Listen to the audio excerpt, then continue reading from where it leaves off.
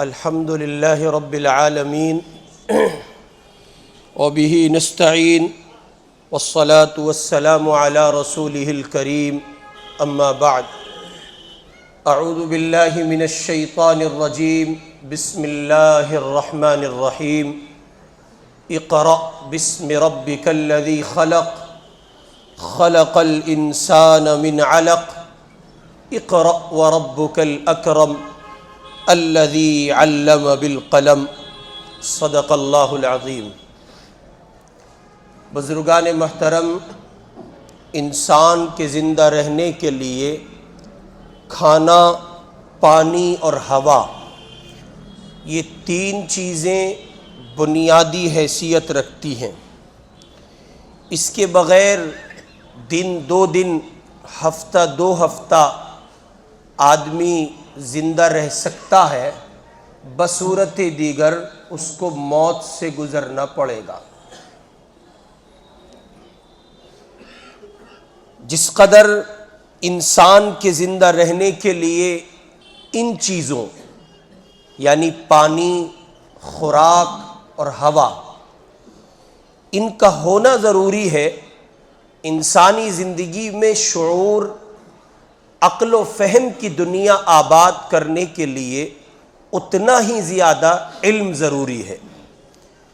اور دنیا کی کوئی قوم یہ بات کہے کہ وہ علم کے بغیر زندہ رہ سکتی ہے اور علم اس کے لیے اتنا ضروری نہیں ہے جتنا ہونا چاہیے، تو یہ دنیا کی ہر قوم کی بات تسلیم کر لی جائے گی۔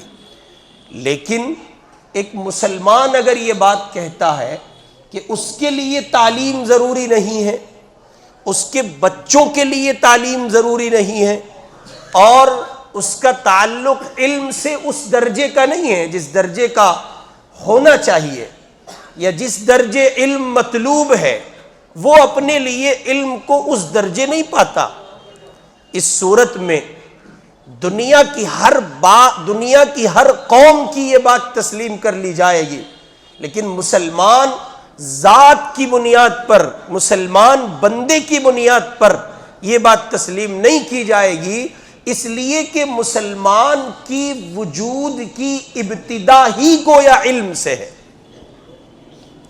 اس کا جو روحانی وجود ہے، اس کا جو قرآنی وجود ہے، جو معنوی وجود ہے، جس وجود کی بنیاد پر وہ اللہ کا مومن بندہ کہلاتا ہے اور رسول پاک صلی اللہ علیہ وسلم کا امتی خاص درجے کا کہلاتا ہے، اس صورت میں اس کی یہ بات تسلیم نہیں کی جائے گی، اس لیے کہ اس کا معنوی وجود ہی در اصل علم سے ہے۔ چنانچہ علم کے بغیر انسان کی شخصیت ادھوری ہے، ناقص ہے، نامکمل ہے۔ اس کے بغیر انسان صحیح زندگی کے رخ کا تعین نہیں کر سکتا، اپنے پیدا کرنے والے اور اپنے پیدا ہونے کے مقصد کو نہیں جان سکتا۔ خیر و شر، نفع و نقصان، صحیح اور غلط، اس سب کی تمیز میں بنیادی طور پر علم ہی کا دخل ہے۔ اگر آدمی کے پاس علم نہیں ہے اور وہ تعلیم سے نہ واقف و نہ بلد ہے، کورا ہے، تو اس صورت میں وہ کسی صورت اپنے اندر یہ تمام تر امتیازات کو جگہ نہیں دے سکتا۔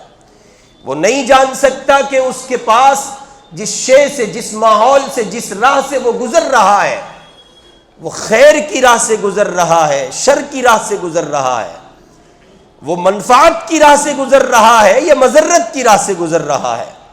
ہرگز انسان علم کے بغیر اس شعور کو، اس فکر کو نہیں پہنچ سکتا۔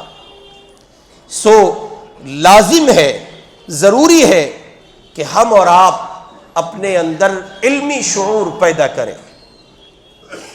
بر صغیر کے ایک بلند پایا عالم اور مفکر کی زبان سے نکلا ہوا یہ جملہ آج بھی لوگوں کے حافظے میں محفوظ ہے۔ بر صغیر کے ایک بڑے عالم دین نے کہا تھا، دنیا کی سب سے بڑی اور بری گالی یہ ہے کہ کسی کو یہ کہہ دیا جائے کہ تم جاہل ہو۔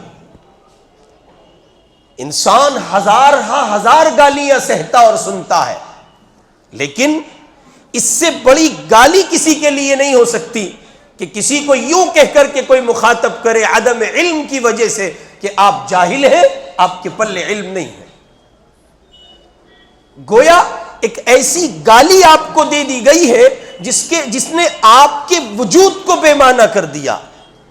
مسلمان اور بغیر علم کے زندگی گزارے، یہ عقل کو قبول نہیں ہوتا۔ مسلمان اور علم سے ناواقفیت ہو، یہ عقل تسلیم نہیں کرتی۔ مسلمان اور علم سے کورا رہ جائے، اس کو عقل قبول نہیں کرتی ہے۔ مسلمان ہے تو علم سے اس کا رشتہ قدیم ہے، مسلمان ہے تو علم سے اس کی وابستگی قدیم ہے، مسلمان ہے تو علم سے اس کا رابطہ قدیم ہے، بہت پرانا ہے، آج سے نہیں ہے۔ اس دھرتی پر اللہ کے پاک پیغمبر اور پہلے انسان حضرت آدم علیہ السلام جب تشریف لائے ہیں، اس مومن کا جو محمد الرسول اللہ کا کلمہ پڑھتا ہے، اس کا رشتہ علم سے اتنا قدیم ہے۔ نبیوں کی صف کا پہلا انسان حضرت آدم علیہ السلام، اللہ نے ان کو علم کی دولت سے سرفراز فرمایا۔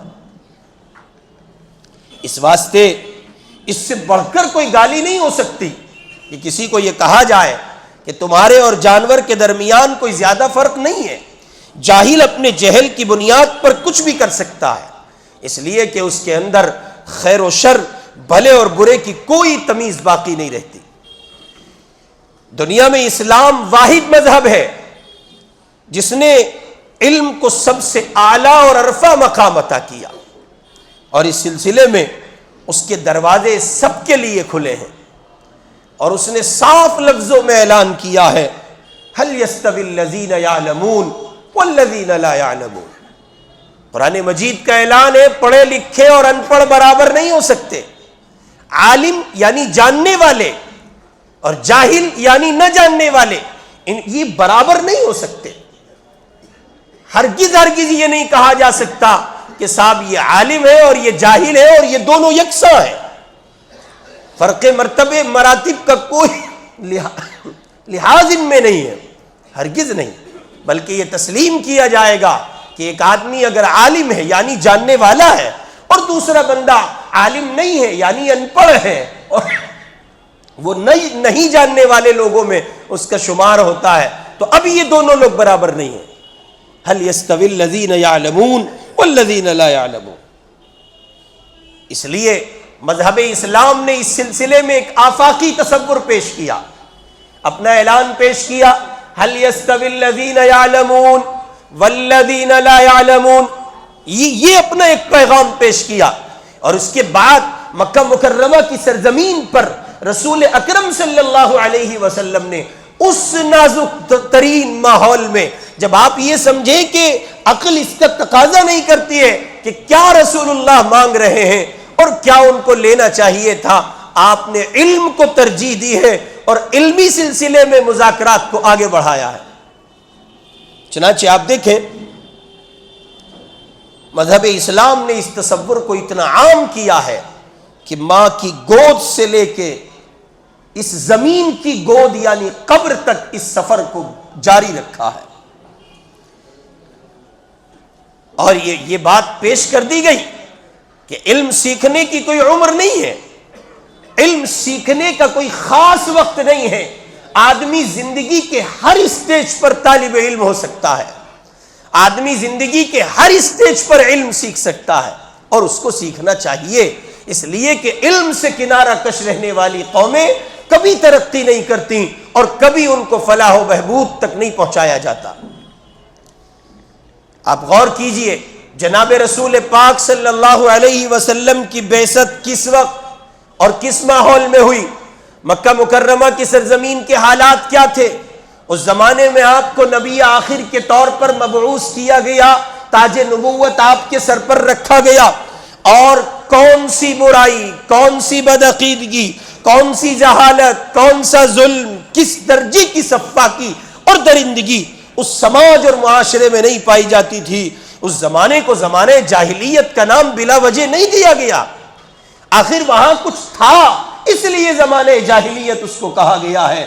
اس کے باوجود بے حیائی، بے شرمی اور سفاکی کی انتہا کے باوجود یعنی جس زمین پر ایسا ہوتا ہو کہ باپ اپنی بیٹی کی پیدائش کو اتنا منحوس سمجھے، قرآن کہہ رہا ہے ظل وجهه مسودا وهو كظيم واذا بشر احدهم بالانثى ظل وجهه مسودا وهو كظيم، یعنی آپ ان کو دیکھیں، ان کے چہرے قابل دید ہوتے تھے، کس درجے وہ اپنے آپ میں خفت محسوس کرتے تھے جب ان کے یہاں بیٹی پیدا ہوتی۔ اور انتہا یہ کہ ایسے واقعات پائے جاتے ہیں، تاریخ میں ملتے ہیں حضور پاک صلی اللہ علیہ وسلم کی بعثت سے پہلے کہ مکہ مکرمہ اور مضافات مکہ مکرمہ اور اس صحرائے عرب میں بیٹیوں کو باپ نے زندہ درگور کیا ہے۔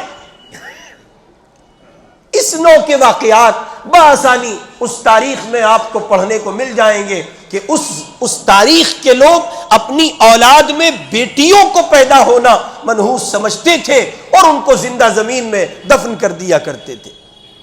آپ ذرا اندازہ لگائیں کہ اس زمانے میں اور اس ماحول میں رسول پاک صلی اللہ علیہ وسلم کو 40 سال کے بعد نبوت اور رسالت ملی۔ اگر کسی سلیم الفطرت انسان سے اس وقت یہ سوال کیا جاتا، بتاؤ تقریباً 500 سال بعد زمین کا رشتہ آسمان سے جڑا ہے اور عرب سماج کی یہ حالت ہے، کفر و شرک، بد اخلاقی و بے حیائی کا مرکز اور اڈا بنا ہوا ہے، بتاؤ اللہ کی طرف سے پہلا پیغام، پہلی وحی کیا ہونی چاہیے؟ کسی بھی سلیم الفطرت انسان سے آپ معلوم کرتے تو وہ اس سلسلے میں جو کچھ آپ کو جوابات دیتا، ظاہر ہے کہ وہ یہ ہوتے کہ اللہ کی طرف سے اعلان آنا چاہیے، اللہ کی طرف سے پیغام آنا چاہیے۔ یہ مکہ مکرمہ توحید کی زمین ہے، یہ مکہ مکرمہ شرک سے پاک ہونا چاہیے، یہاں شرک کے کیا معنی ہے، اس نوع کے پیغامات حضور پاک صلی اللہ علیہ وسلم کو پہلی وحی کے طور پر آنے چاہیے تھے۔ لیکن آپ دیکھیں اللہ تعالیٰ نے ایسا نہیں کیا، توحید کا کوئی پیغام نہیں بھیجا، رسالت کا کوئی پیغام نہیں بھیجا۔ احکام شریعہ میں دیگر پیغامات ہو سکتے تھے، اللہ رب العزت والجلال نے وہ سب نہیں بھیجے، بلکہ پہلا پیغام اللہ کی طرف سے جو پہلا پیغام جناب رسول پاک علیہ الصلوۃ والسلام پر آیا، وہ لفظ و پیغام اقرا، اللہ کے نبی پڑھیے۔ آپ جبل نور کی چوٹی پر غار ہیرا میں آپ معتکف ہیں اور وہاں سے آپ پر اعلان آتا ہے، پیغام آتا ہے، اقرا، پیارے پیغمبر پڑھیے، بسم ربک الذی خلق، اس پاک پروردگار کے نام سے پڑھیے جو آپ کا پیدا کرنے والا ہے۔ ایک سوال یہ ہے کہ پہلا پیغام اتنی سفاکی، درندگی، جہالت، ظلم اور اتنی مسائل میں یہ آنا چاہیے تھا؟ ایک سلیم الفطرت طبیعت کا انسان اس کو قبول نہیں کرے گا اور وہ کہے گا نہیں، یہ عقل کے خلاف آیا ہے۔ لیکن سچائی یہ ہے کہ یہی پیغام ہے جو توحید کے مرکز کو زندہ کرے گا، یہی پیغام ہے جو توحید کے جال کو پھر سے بندے گا، اور یہی پیغام ہے جو توحید کی فضا کو اس زمین کو توحید کی فضا سے معمور کرے گا۔ یہی پیغام ہے جس سے کفر چھٹے گا، یہی پیغام ہے جس سے شرک سے یہ زمین پاک ہوگی، یہی پیغام ہے جس کی بنیاد پر عدل و مساوات کے سلسلے قائم ہوں گے اور بیٹیوں کو عزت ملے گی، بیٹیوں کو تعظیم و تکریم عطا ہوگا اور بیٹوں کے ساتھ رواداری رکھی جائے گی، بھائیوں کے ساتھ محبتوں کے معاملے ہوں گے۔ اس لیے کہ جو پیغام اقرا کے نام سے اللہ نازل کر رہا ہے، دراصل اس کے پیچھے پوری کتاب ہے جس کو پڑھنا ہے، سیکھنا ہے، اور اگر علم پاس پلے نہ رہا تو کسی صورت اس کو پڑھا اور سیکھا نہیں جا سکتا۔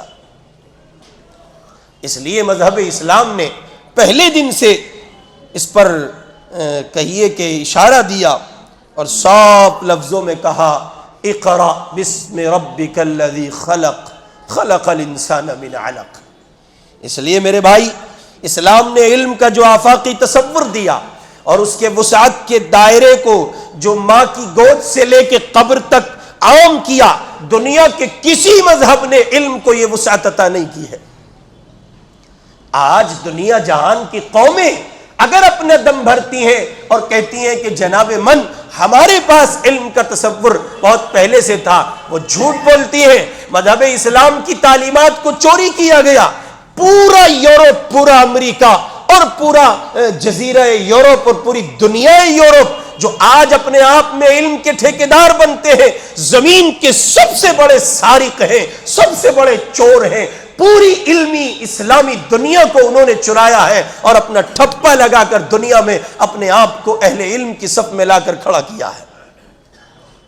اس لیے میرے بھائی، ہم اور آپ مسلمان ہیں، ہم اور آپ علم سے کورے رہ جائیں، نہ آشنا رہ جائیں، نہ بلد و نہ واقف رہ جائیں، ہمارا علم سے کوئی تعلق نہ ہو، یہ ہرگز ہرگز ہمیں زیب نہیں دیتا۔ اس سلسلے میں ہمیں علم کے، اسلام کے نقطۂ آغاز پر اس پہلی دستک کا خیال کرنا ہوگا، اسلام کے نقطۂ آغاز پر اس پہلی دستک کو سمجھنا ہوگا جو جبریل امین لے کر آئے ہیں، جناب رسول پاک علیہ السلام کے قدموں میں کھڑے ہیں اور کہتے ہیں پیارے پیغمبر، اللہ نے قرآن آپ پر بھیجا ہے، اور اس کی ابتدا اس آیت سے ہو رہی ہے کہ اللہ یہ کہہ رہا ہے اقرأ بسم ربک الذی خلق، آپ پڑھیے۔ گویا علم کا اسلام کی زمین پر، یہ اسلام کے نقطۂ آغاز کی زمین پر علم کی دستک دی گئی ہے، گھنٹی بجا دی گئی ہے، اور یہ طے کر دیا گیا امت مسلمہ کے لیے کہ امت مسلمہ کسی صورت کبھی علم کے بغیر نہیں رہ سکتی۔ چنانچہ حضرت آدم علیہ السلام سب سے پہلے خدائے وحدہ لا شریک کے بندے اور اس کے پیغمبر، ان کو اللہ تعالی نے زیور علم سے آراستہ کیا، اور اسی علم کی وجہ سے، اسی معرفت کی وجہ سے فرشتوں پر ان کو ترجیح دی گئی۔ دوسرے مذاہب نے علم کو زندگی کی دیگر ضرورتوں کی طرح محض ایک ضرورت قرار دیا ہے، مگر اسلام نے علم کو لازمہ حیات قرار دیا ہے، یعنی آپ کی زندگی کے لیے لازم ہے، جزو لا ينفک ہے، آپ اس کے بغیر نہیں رہ سکتے، نہیں چل سکتے آپ اس کے بغیر۔ مسلمان ہیں، علم سے کسی صورت کنارہ نہیں کر سکتے، اور اسی کو اسلام نے اپنے ماننے والوں کو قرآن مجید میں بظاہر رسول اللہ کو مخاطب کر کے تاکید کی، علم کی زیادتی کی، اور فرمایا اپنے رب سے دعا کرو اور کہو رب زدنی علما، رب زدنی علما۔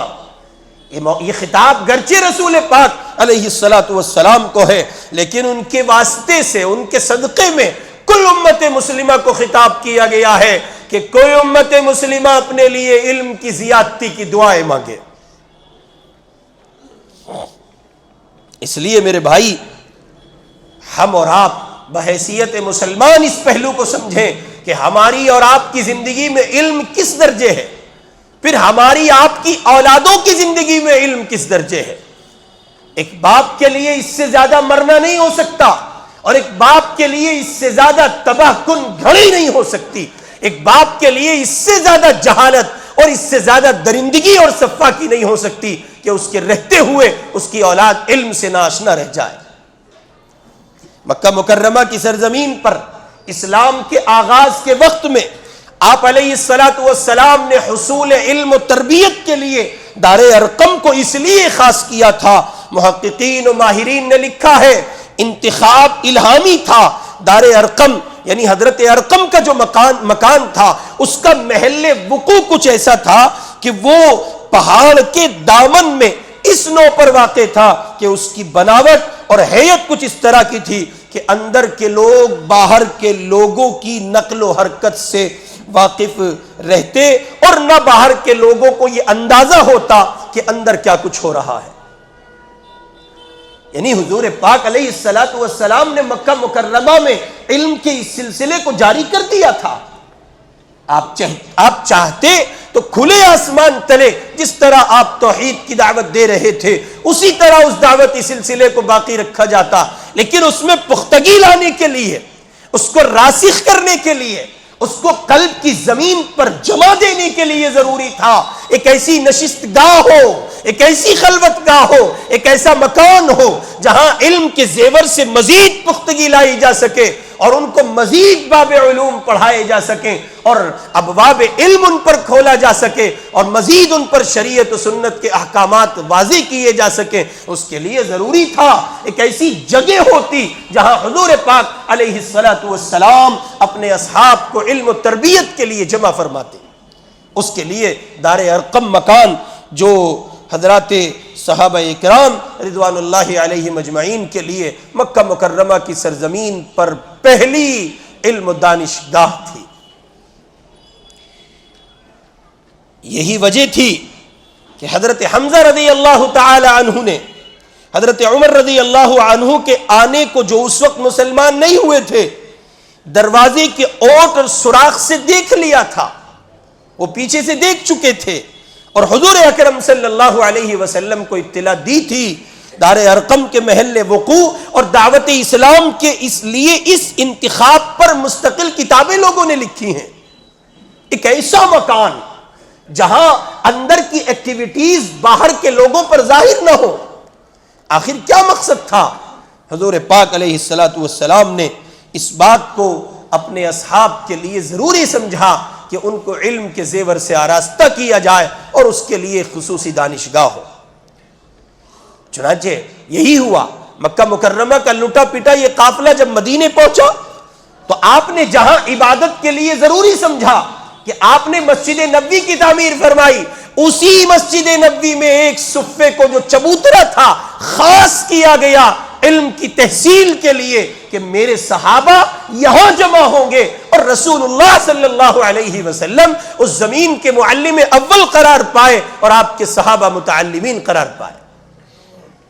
اس لیے میرے بھائی، ہمیں اور آپ کو اس سلسلے میں بہت بہت زیادہ حساس ہونے کی ضرورت ہے، اور یہی بات ہے کہ قوموں کی تعمیر و ترقی عروج و بلندی میں سب سے زیادہ بنیادی جو کردار ہوتا ہے وہ تعلیم کا ہوتا ہے۔ مذہب اسلام جو پوری دنیا میں پھیلا اور مذہب اسلام کو وسعت ملی، اس میں سب سے زیادہ رول، اہم جو کردار زندہ کیا گیا ہے، سب سے زیادہ اہم رول جو پلے ہوا ہے، وہ دراصل اسلام کے اس نظریہ وسعت علم کا تھا جو اسلام نے آفاقی طور پر لوگوں کے درمیان پیش کیا تھا۔ چنانچہ آپ دیکھیں حضور پاک علیہ الصلوۃ والسلام نے مکہ مکرمہ میں بدر کے قیدیوں میں جو لوگ آئے، آپ علیہ الصلوۃ والسلام نے ان پر ٹیکس لگایا اور آپ نے فرمایا کہ جن لوگوں کو اپنے قیدی چھڑانے ہیں وہ یہ لے کر کے آئے، اور وہیں انہی قیدیوں میں جن کو چھوڑا جانا تھا کچھ قیدی ایسے تھے جو علم جانتے تھے، لکھنا جانتے تھے، دیگر زبانیں جانتے تھے۔ اللہ کے پاک پیغمبر نے اس کو ضروری سمجھا، میرے صحابہ علم سے کورے نہیں رہنے چاہیے، اس لیے ان سے کہا تمہارے ذمے یہ لازم ہے اپنی رہائی پانے کے لیے کہ تم 2 آدمی اپنے ذمے لو اور ان 2 لوگوں کو جو زبان، جو فن، جو علم اور اس کی جو نقطۂ نظر تم جانتے ہو وہ ان لوگوں کو سکھلاؤ۔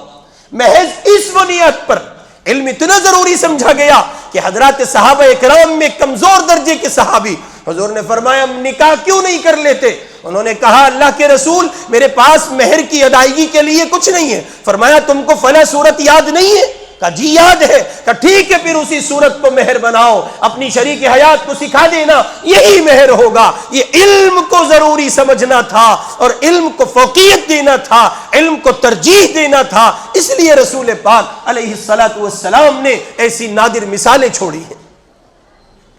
آج میری آپ کی زندگی خصوصاً ہندوستان کی سرزمین پر جہاں کھڑی ہے وہاں علم کے چراغ کو روشن کرنے کی شدید ضرورت ہے۔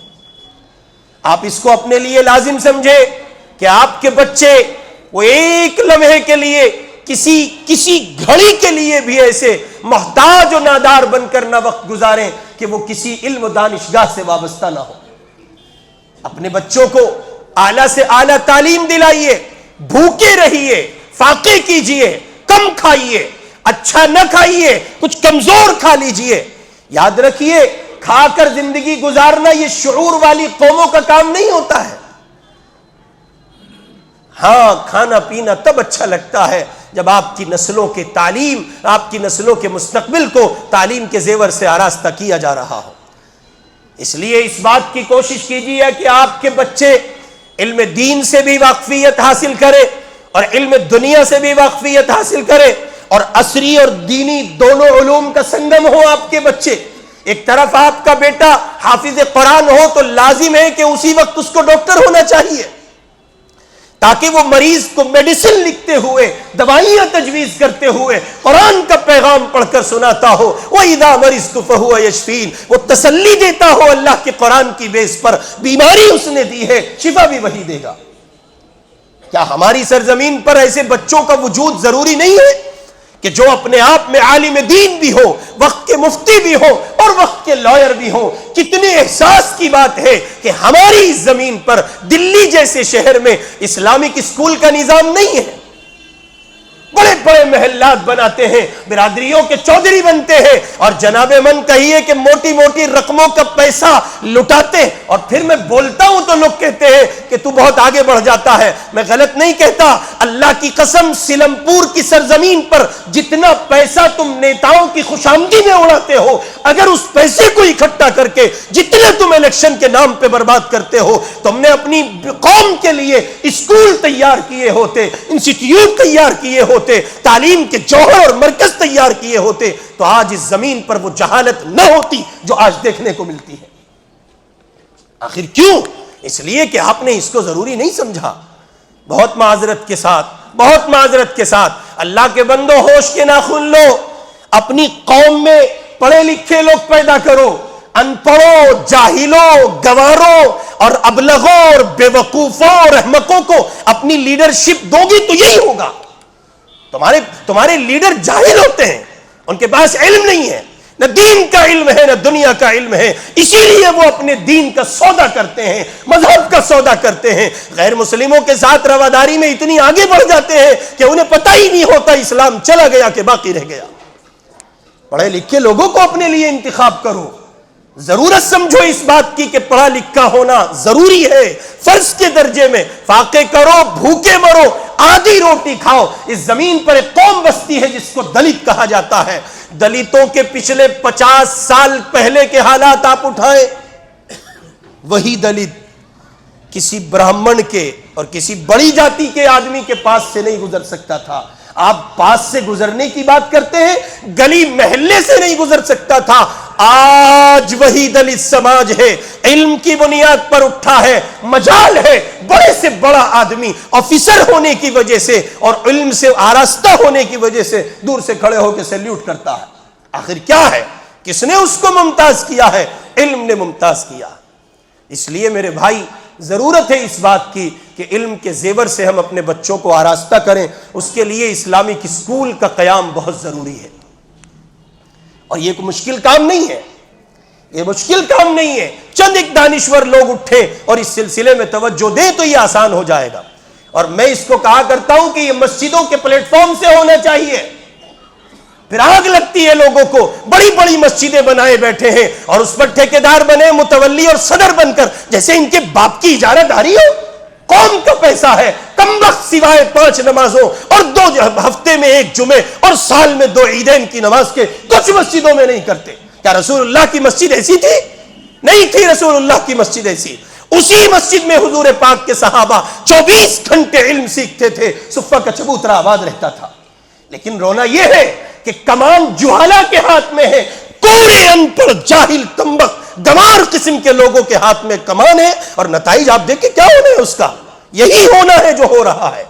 اس لیے حساس ہو، بیدار ہو، حس کو بیدار کریں۔ آنے والا کل ہندوستان ہی کا نہیں، ساری دنیا کا آنے والا کل ان لوگوں کو جگہ دے گا جن کے پلے علم ہوگا۔ آپ یہ سمجھتے ہیں کہ موجودہ افغانستان کا طالبان کا ڈھانچہ یوں ہی کھڑا ہے؟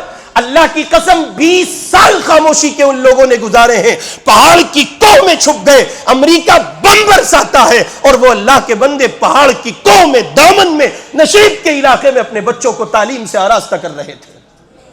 آج آپ ان کے وزراء کی لسٹ اٹھائیں، گوگل پہ جا کے افغانستان کی موجودہ حکومت کے جو وزراء ہیں جن کے آگے ملا لگا ہوتا ہے، آپ ان کی تعلیمی پوزیشن پڑھیے، آنکھیں پھٹی رہ جائیں گی۔ یہ آدمی اس زمین پر بم کے سائے میں اتنا پڑھ لیا، انجینئر بھی ہے، عالم بھی ہے، ڈاکٹر بھی ہے، عالم بھی ہے، لائر بھی ہے، عالم، اور بڑا سب کمال ان لوگوں نے کیا ہے، ان کی عظمتوں کو سلام۔ وہ سمجھ گئے بغیر علم سے ہم نہیں، علم کے نہیں لڑ سکتے، وہ جان گئے ہم اس دنیا کا مقابلہ نہیں کر سکتے۔ انہوں نے اپنی زمین پر آج کے افغانستان کی ترقیاں تو اٹھا کے دیکھیں، آپ دیکھیں ان کی کرنسی کہاں پہنچ چکی ہے۔ علم ان کو اوپر بلندیاں دے رہا ہے، علم دنیا بھی ان کے پاس ہے، اور ظاہر ہے کہ قرآن تو ان کے پاس پہلے سے موجود تھا۔ اس لیے اسلامک اسکول کو فروغ دیجیے۔ اور یہاں آپ کے علاقے میں موجپور میں علی پبلک اسکول کے نام سے ماشاءاللہ ایک سلسلہ چل رہا ہے۔ میں ابھی گزشتہ ہفتے سنڈے میں غالباً وہاں جانے کا اتفاق رہا، وہاں طلبہ کی ایکٹیویٹیز دیکھی اور ان بچوں کی کارکردگی دیکھی۔ اگر وہ ایک ناکافی ہے، وہ ایک اکیلا علی پبلک اسکول کیا کر لے گا؟ ایسے ہزاروں علی پبلک اسکول اس زمین پر واقع ہو، تب جا کر میرے آپ کے بچوں کا کچھ بھلا ہو سکے گا۔ اس لیے بالخصوص میں ذمہ داران سے اور بالعموم اس پڑھے لکھے طبقے سے جن بچوں نے کچھ پڑھا ہے، ان سے ادباً میری گزارش ہے، چھوٹے چھوٹے ادارے کم از کم 5ویں تک کے اپنے پیسے کو کیا قبر میں لے کے جاؤ گے؟ کیا قبر میں فرشتوں کو رشوت دینے کا کام کرو گے؟ وہاں کچھ نہیں چلتا حضرات، یہ سب کچھ یہاں رکھا رہ جائے گا۔ اس لیے مالداروں سے مخاطب ہوں، پیسے والوں سے۔ پیسے والے اگر کچھ کرنا چاہتے ہیں تو اتنا کر لیں کہ قومی منفعت کے لیے وہ کسی جگہ کو مختص کریں، رینٹ پر لیں یا اس کو خریدیں، کوئی بحث اس سے نہیں ہو سکتی ہے۔ قوم اس کے لیے آگے بڑھ کر ان کا تعاون کرے، اور اس زمین پر اسلامک اسکول کا قیام ہونا چاہیے، تاکہ میرے آپ کے بچے ایک وقت میں قرآن پاک کو سینے سے لگا کر اور دوسری دنیا میں وہ علوم و فنون اور سائنس اور دیگر دنیاوی ترقیات میں آگے بڑھ سکیں، اور ایک وقت میں ہمیں ایک ایسا عالم دین دیکھنے کو مل جائے جو عالم بھی ہے اور ساتھ میں ڈاکٹر بھی ہے، عالم بھی ہے ساتھ میں لائر بھی ہے، عالم بھی ہے ساتھ میں انجینئر بھی ہے، عالم بھی ہے مفتی بھی ہے اور وقت کا قاضی بھی ہے۔ یہ آپ کی مارکیٹ، یہ تجارت کی منڈی، اس میں علماء کی شدید ضرورت ہے۔ علماء نہیں ہوں گے تو آپ تجارت کو اس پیمانے پر نہیں لا سکتے جس پیمانے پر تجارت کی ضرورت ہے۔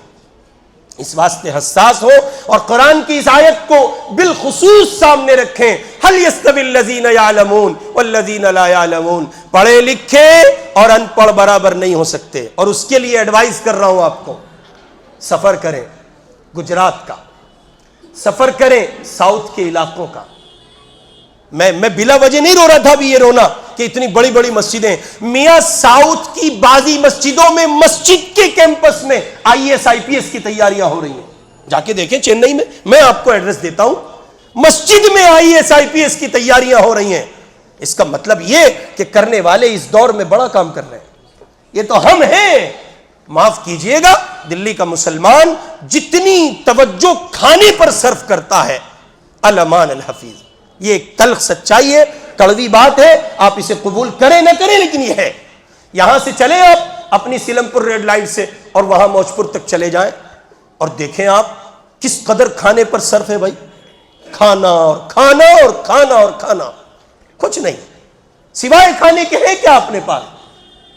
میں تو کئی بار کہا کرتا ہوں کہ ان دلی والوں کی مغفرت نہ ہو جائے نہاری کی بنیاد پر، اللہ تعالیٰ کہے کہ بہت کھائی ہے انہوں نے، چلو اسی کو بنیاد بناتے ہیں، رحم کرتے ہیں ان پہ، اتنی زیادہ نہاری کھا کے آئے بیچارے، بریانی کھا کے آئے، چلو ٹھیک ہے۔ غور کریں کہاں کھڑے ہم؟ مستقبل جن قوموں کا تاریخ ہو اور وہ قوم اتنی غفلت کی چادر تانی پڑی ہو، ان کو زیب نہیں دیتا۔ ہمارا اور آپ کا مستقبل اگر یہی حالات رہے تو بہت تاریک ہے۔ حساس ہو جائیں، سمجھ جائیں، ہوش کے ناخن لیں اور کچھ کرنے کی کوشش کریں۔ اللہ رب العزت والجلال ہمیں اس سلسلے میں اقدام اور عملی نفاذ کی توفیق نصیب فرمائے۔ وآخر دعوانا ان الحمد للہ رب العالمین۔